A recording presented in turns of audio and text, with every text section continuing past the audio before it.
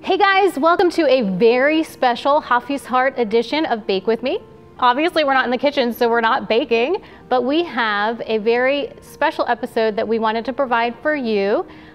Traditionally, what we do in Hafiz Heart Bake With Me videos is we offer a gluten-free baking recipe, and we bring in an individual with a different disability each time so that you can learn about their life and the challenges that they incur.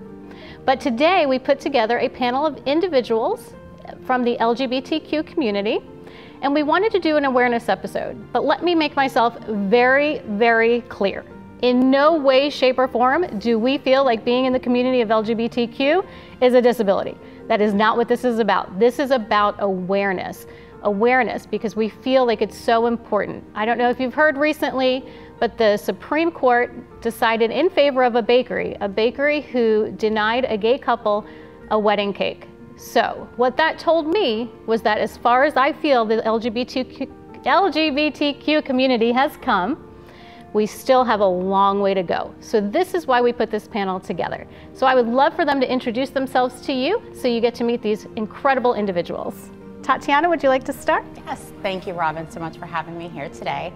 My name is Tatiana Quiroga. I'm with Family Equality Council, and we're a national nonprofit that specifically serves LGBTQ families. I'm based here in Orlando. My wife and I have been together for 14 years. Wow. We've got 2 little boys, a 6-year-old and a 2-year-old. So once again, thank you so much for having me here I'm today. so glad you're here. And it's interesting because I've been married 14 years as well. And we have kids. And I want to talk about this a little bit later, how different it must have been for me in a heterosexual relationship, squeezing out a couple of puppies and they're automatically my husband's kids, right? I'm sure that wasn't the case for you guys. You probably had to fight and fight for quite some time to both be the parents of the children that you guys had together. Mm-hmm. Thank you. Alice? I'm Allison Walker. Day job, I'm the coordinator of student life at Seminole State College in Oviedo.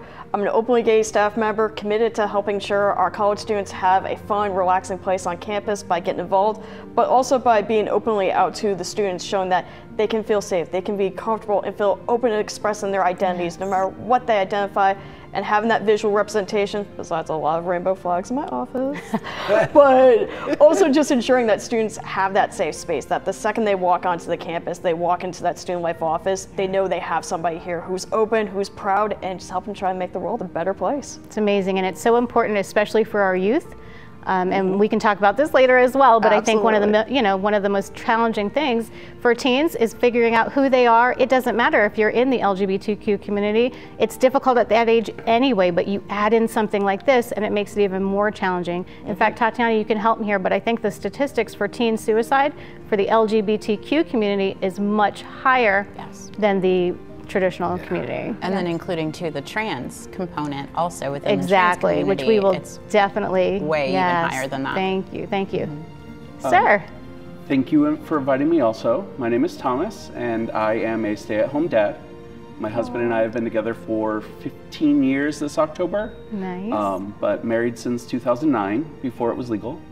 So that was an interesting ceremony. My mom was the officiant. Aww. Can I intervene for just a second? Yeah. So it was before it was legal. So did you have to get remarried when it became legal?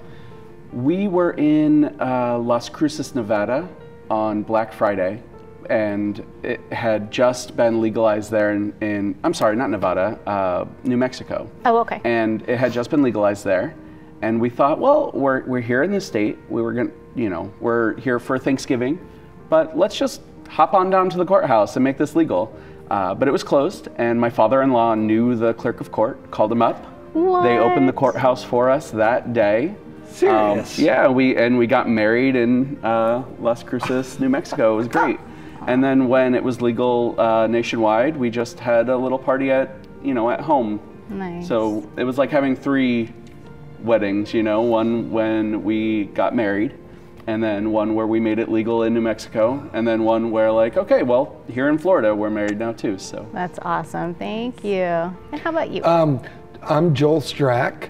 I'm a gay activist from years gone by, a founding member of the Orlando Gay Chorus, and also put on the first gay pride parade in Orlando. What? Yeah, and it's so amazing to watch how our community has progressed. Yes. And it's so fulfilling for me as an older person in the community to watch the things that are going on now. I never could have imagined when I was of that age. Yeah, that's a beautiful, beautiful thing. How about you? My name's Elijah Morin. I work in the tech industry. I'm recently engaged. Congratulations. Thank you. 27 years old, originally from New Hampshire, moved down to Florida about 3 years ago, and shortly after that I started my transition from female to male, so I'm transgender. I've been on testosterone shots for about 2.5 years now. I'm really lucky. I've had a lot of love and support from my fiance, my family, my friends. So I feel extremely fortunate for that, because I know it's not the case with everyone. Right. And how has the testosterone been for you? It's been a ride, especially when I first started noticing all the different changes in the voice, and everything just threw me for a loop. I've actually been documenting quite a bit of it on social media. Oh, fantastic. So I've had, all my friends and everything support me from day one, and excited about my, voice comparison videos and stuff like that. So it's been great. Do you feel like you're becoming the person you've always felt like you were inside? I do. I've known since I was a young age. I came out as a lesbian when I was about 12, because, I liked girls and I dressed like a guy. I thought that's what it meant, but I never fully emotionally connected with that word. So I started my transition after college, and it's been wonderful. Aw, that's amazing. Thank you. So we briefly touched on the youth for today. So for me, and it may not even be youth, I guess you could come out really at any age. What advice would you have to somebody who just, is figuring it out for themselves, or is ready to share with family or friends or coworkers? What would you say would be a good, advice for them?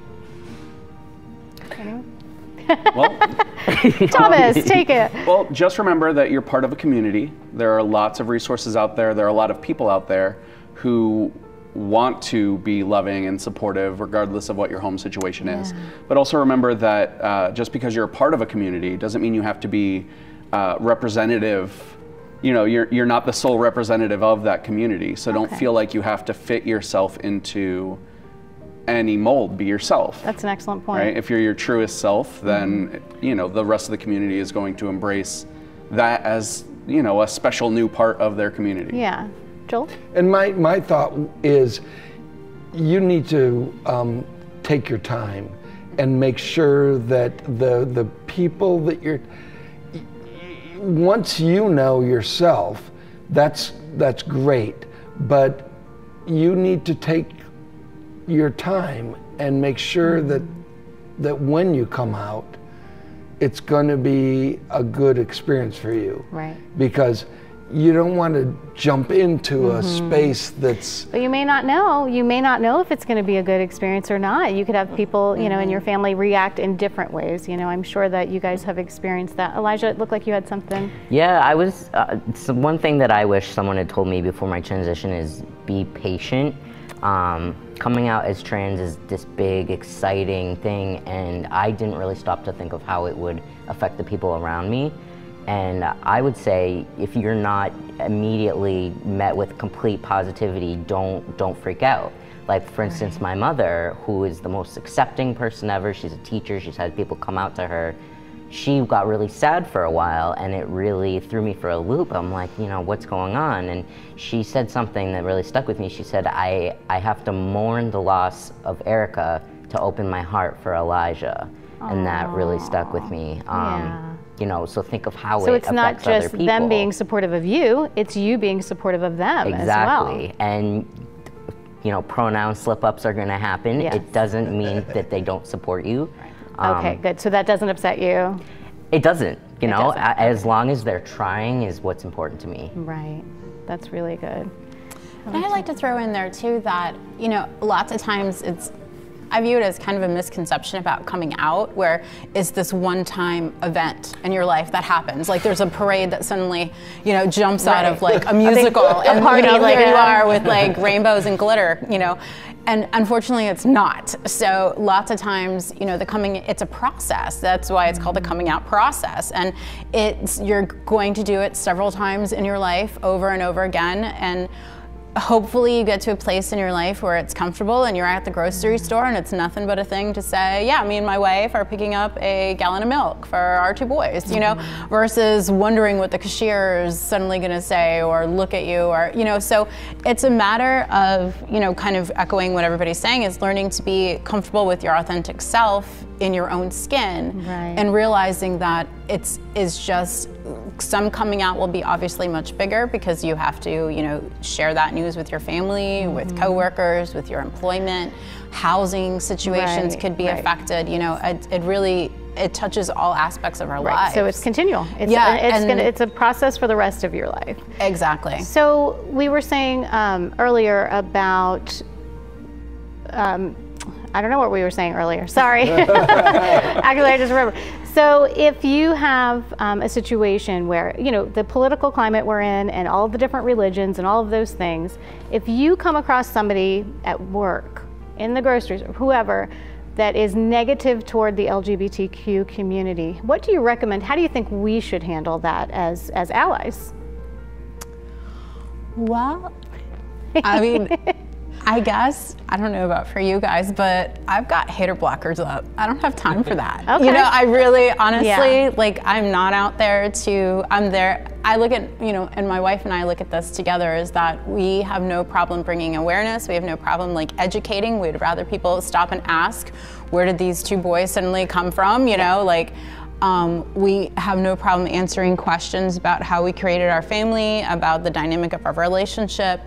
But to try to convince somebody who doesn't believe in our lifestyle or doesn't agree, or have their own thoughts and their own beliefs, that's on them. Yeah, exactly. It really is. Okay. Because well, it's interesting because I can't tolerate intolerance at all.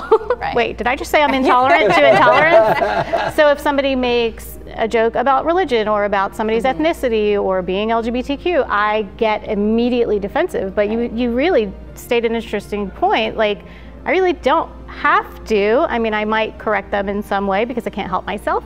But yeah, that's interesting. I'll tell you, over the course of my life, you just get used to the abuse, and you at a certain point you have to say, I'm just going to let it roll off. I'm just going to let it roll off, because if every time you hear that coming at you, you become defensive, it's energy wasted. Yeah. And it affects you. That affects your spirit. Yeah, nobody knows you more than you. Yeah.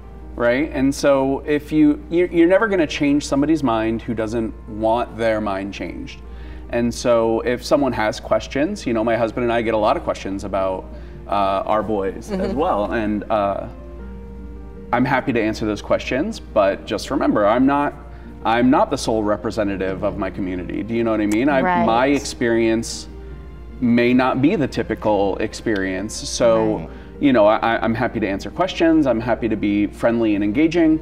But at the same time, if it's clear that you aren't approaching it in a way that says, I'm open to changing my mind or seeing a different point of view, then I don't have time for you. I don't have time for that. I like it. My kids, especially, if my kids are there, I don't have time. Yeah. I don't have and time part for of that. it is that you guys have been in the community a very long time. It might be different for you, Elijah. I don't know. Or do you feel the same way that they are feeling? Yeah, I mean, my biggest issue is it doesn't affect you. My gender doesn't affect you, and obviously one of the most recent issues is the whole bathroom thing.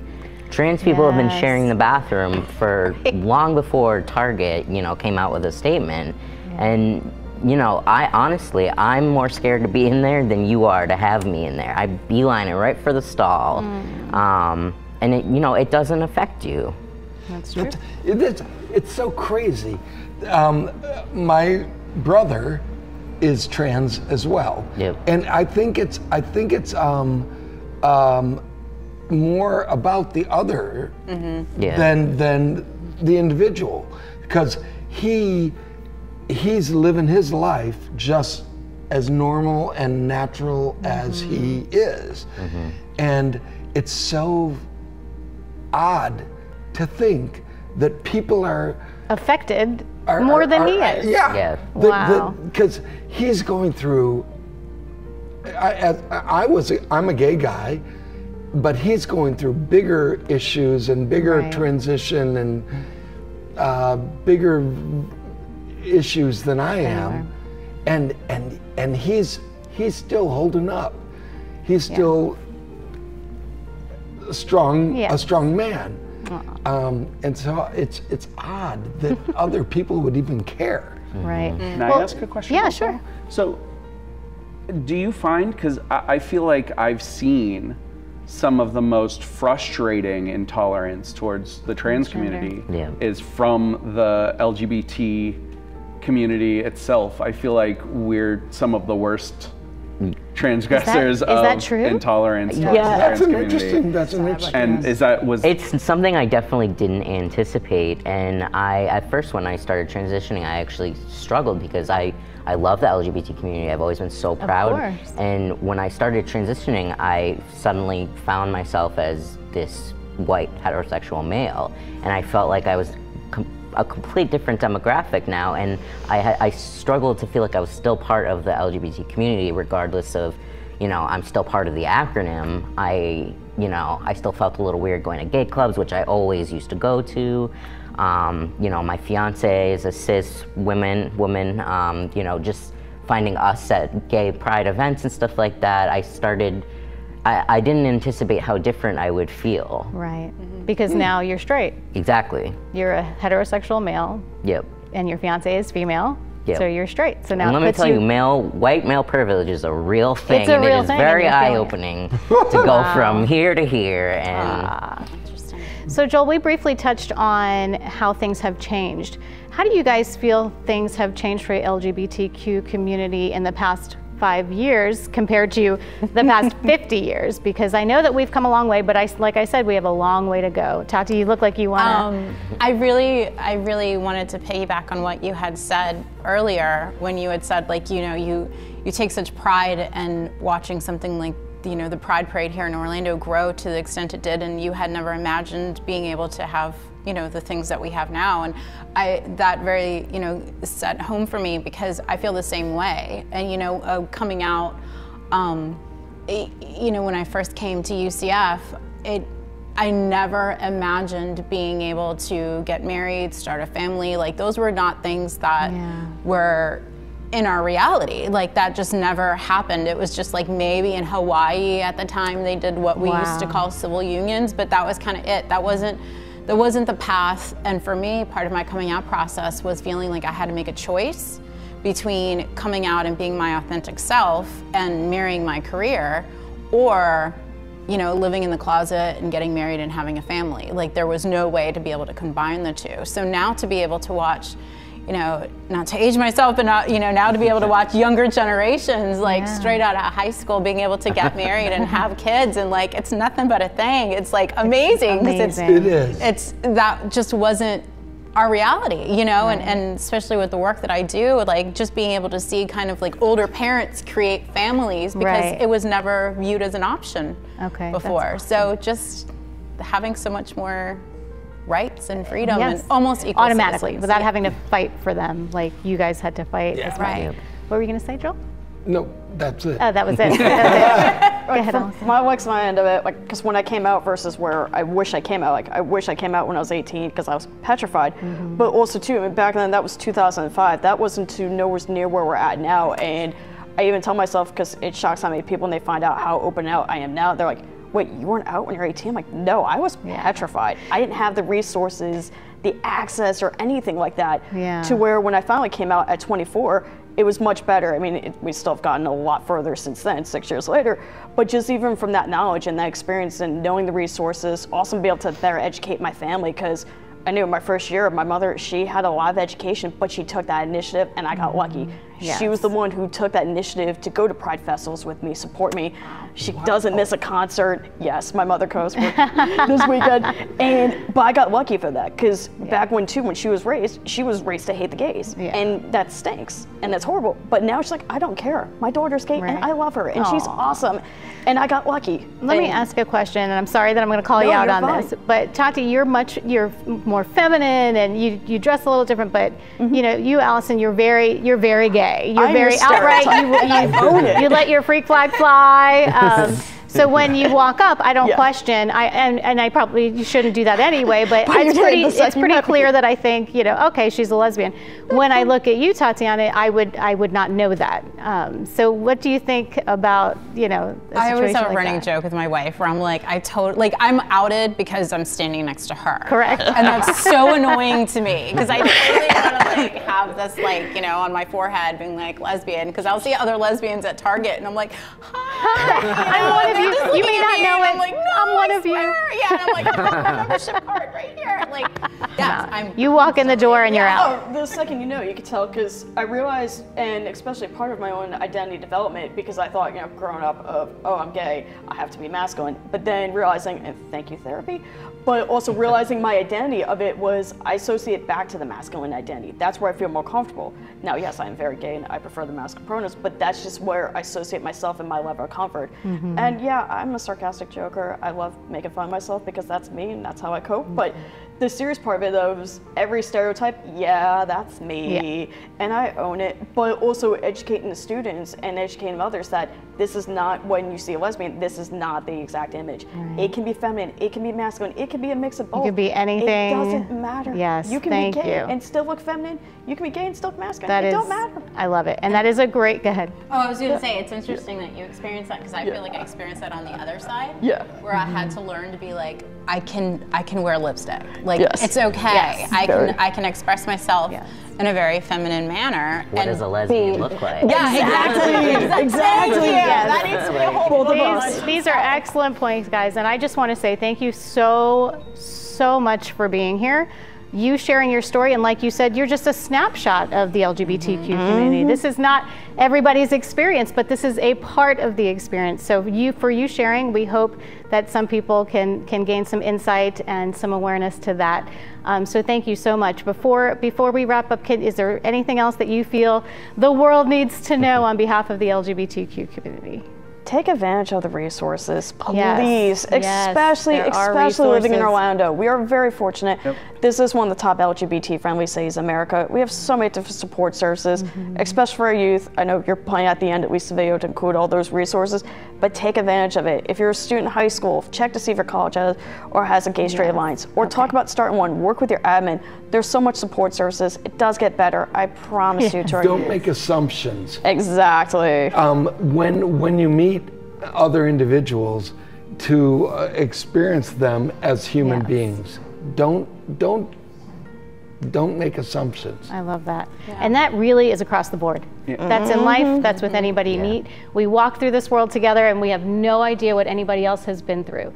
So we appreciate you guys so much. Thank you so much for coming. And to you out there, if you feel like you are coming into the LGBTQ community and you are not feeling well or feeling stressed about it, please know that there is help out there. There are plenty of resources. We're going to share some of those with you at the end of the video. But you are worth it. You are fabulous, and you are loved by all of us. So thank you so much for joining us. You guys have a fabulous day, and take care.